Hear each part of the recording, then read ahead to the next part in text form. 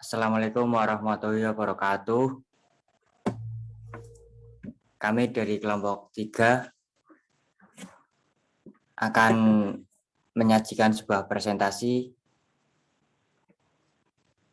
yang mana akan membahas perumusan masalah dalam penelitian kualitatif. Sebelumnya, saya akan memperkenalkan anggota kelompok kami. Yang pertama, ada Gentur Ciptaning Tias, Mutiara Ramadhani, Jihan Rizky, Nasa Awalia, dan saya sendiri, Wahyu Hidayatullah.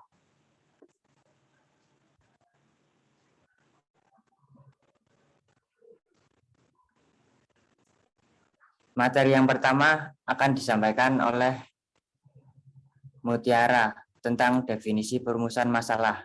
Kepada Mutiara, kami persilahkan. Oke, terima kasih kepada Dayat selaku moderator. Di sini saya akan memaparkan definisi tentang perumusan masalah. Jadi menurut Protesis Writer mengatakan bahwa rumusan masalah adalah tulisan singkat berupa pertanyaan-pertanyaan mengenai masalah atau kejadian.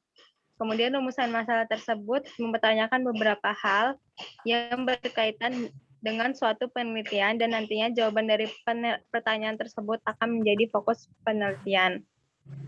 Jadi di sini intinya adalah perumusan masalah itu merupakan kumpulan dari rumusan masalah yang disajikan dalam bentuk pertanyaan dan nantinya rumusan masalah itu menjadi fokus penelitian.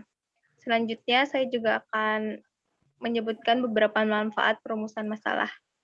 Slide-nya bisa di next.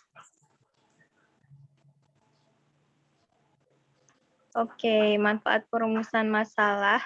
Beberapa di antaranya, yang pertama adalah pendorong suatu kegiatan penelitian ada.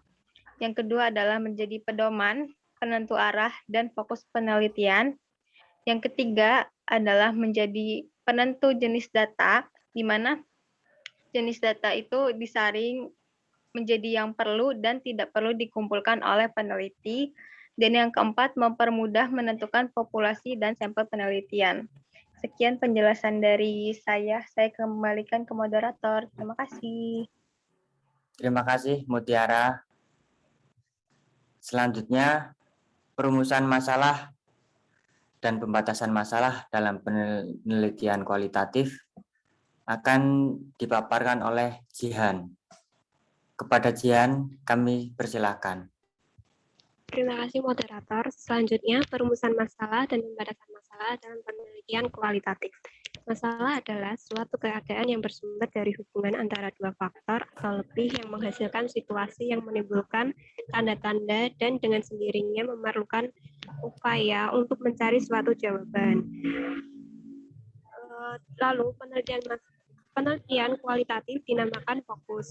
Pembatasan masalah merupakan tahap yang sangat menentukan dalam penelitian kualitatif, walaupun sifatnya luas yang akan ditarik kesimpulan penting. Yang pertama, suatu penelitian tidak dimulai dari suatu yang kosong. Implikasinya, peneliti seyogyanya membatasi masalah studinya yang bertumpu pada fokus. Kedua, fokus pada dasarnya adalah masalah pokok yang bersumber dari pengalaman peneliti atau melalui pengetahuan yang diperolehnya melalui kepustakaan ilmiah ataupun kepustakaan lainnya. Yang ketiga, tujuan penelitian pada dasarnya adalah memecahkan masalah yang dirumuskan. Keempat, masalah yang bertumpu pada fokus yang ditetapkan bersifat tentatif dapat diubah sesuai dengan situasi latar penelitian. Sekian dari saya kembalikan ke moderator. Terima kasih, Jihan.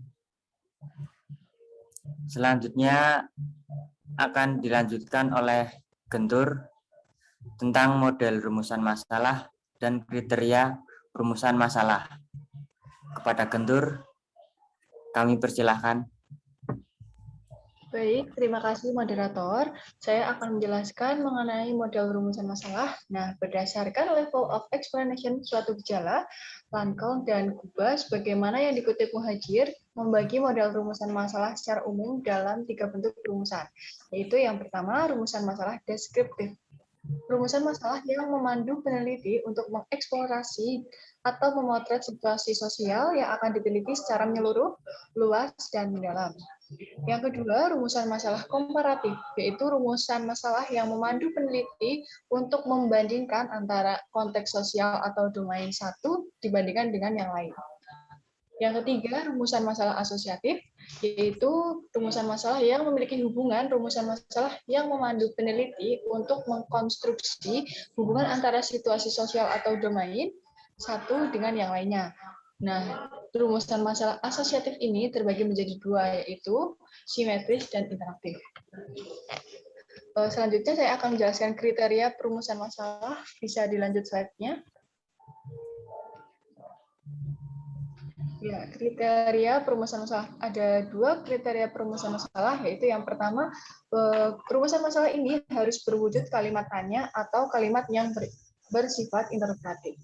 Lalu yang kedua, suatu masalah penelitian bermanfaat atau berhubungan dengan upaya pembentukan dan perkembangan teori dalam arti pemecahannya secara jelas. Baik, sekian penjelasan dari saya kembalikan ke moderator. Terima kasih, Gentur. Selanjutnya, untuk analisis perumusan masalah akan disampaikan saya sendiri. Dalam penelitian kualitatif, ada 6 patokan dalam melakukan analisis perumusan masalah, yaitu 1. Apakah rumusan masalah itu telah menghubungkan 2 atau lebih faktor? 2. Apakah rumusan masalah itu dipisahkan dari tujuan penelitian? Jika iya, apakah hanya terdapat rumusan masalah campur adukan dengan metode penelitian? 3. Apakah uraiannya dalam bentuk deskriptif saja atau deskriptif dengan pertanyaan penelitian, ataukah dalam bentuk pertanyaan penelitian saja? 4. Apakah rumusan masalah dipaparkan secara khusus sehingga telah dapat memenuhi kriteria instruksi eksklusi? 5. Apakah kata hipotesis kerja dinyatakan secara eksplisit dan berkaitan dengan masalah penelitian?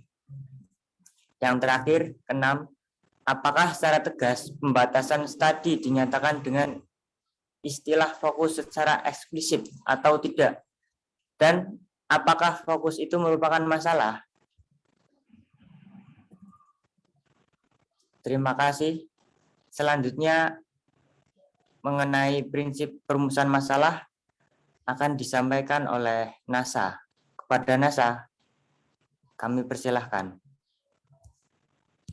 Terima kasih kepada Dayat selaku moderator. Di sini saya akan menjelaskan terkait prinsip-prinsip perumusan masalah dalam penelitian kualitatif. Dalam Moleum 2010, 112 sampai 119 terdapat 9 prinsip dalam perumusan masalah, yang mana sebagai berikut. Yang pertama ada prinsip yang berkaitan dengan teori dari atau dasar.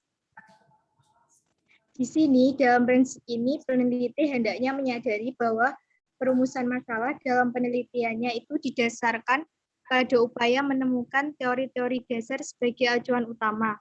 Dengan demikian, masalah yang sebenarnya itu berada di tengah-tengah kenyataan. Jadi, perumusan masalah ini adalah sekedar arahan. Yang kedua, ada prinsip yang berkaitan dengan maksud perumusan masalah. Pada dasarnya, penelitian kualitatif adalah upaya penemuan dan penyusunan teori baru lebih dari sekadar menguji, mengonfirmasi, atau verifikasi suatu teori yang berlaku. Perumusan masalah di sini dimaksudkan untuk menunjang upaya penemuan dan penyusunan teori substantif, yaitu teori yang bersumber dari data. Yang ketiga, ada prinsip hubungan faktor.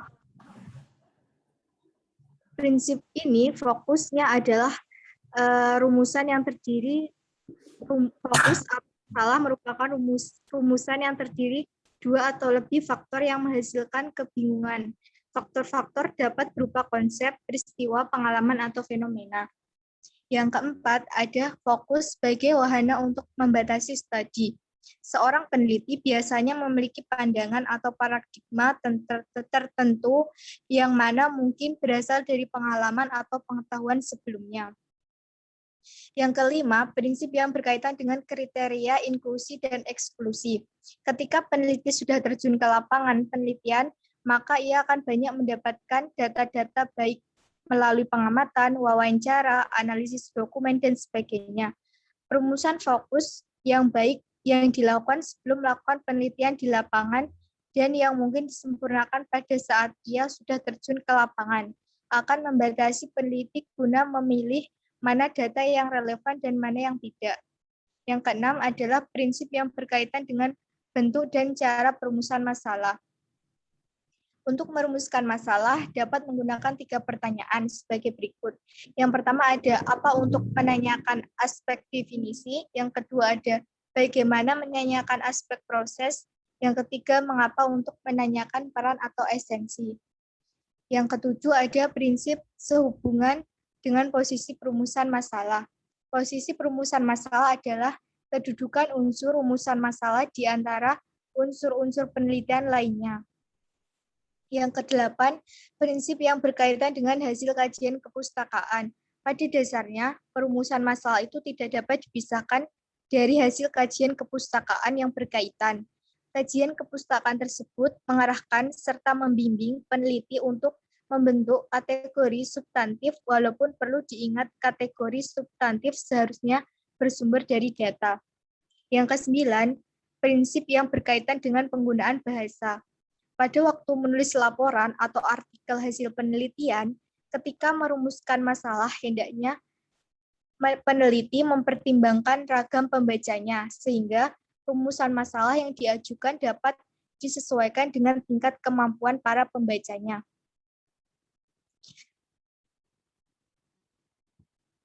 Sekian presentasi dari saya mengenai prinsip-prinsip rumusan masalah dalam penelitian kualitatif. Saya kembalikan kepada moderator. Terima kasih Nasa dan teman-teman atas penyampaiannya materi.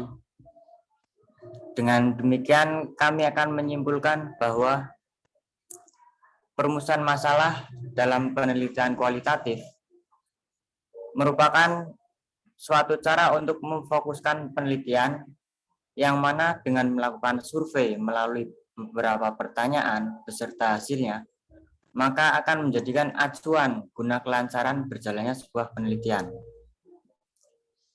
Terima kasih.